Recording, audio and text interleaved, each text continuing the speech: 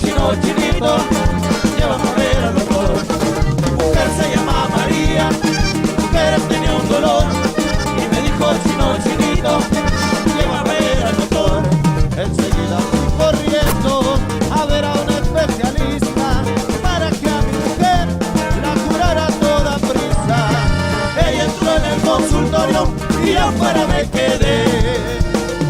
La una, las dos, las tres y mi mujer no salía.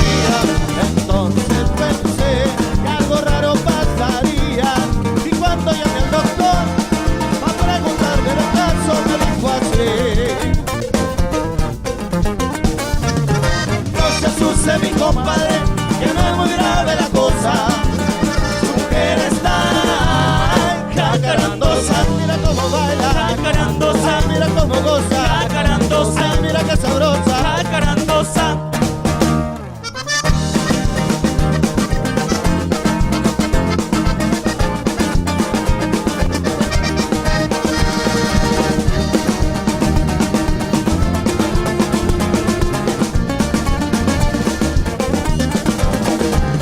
Mi mujer se llama María, mi mujer tenía un dolor y me dijo chino, chinito, llévame a ver al doctor. Mi mujer se llama María, mi mujer tenía un dolor y me dijo chino, chinito, llévame a ver al doctor.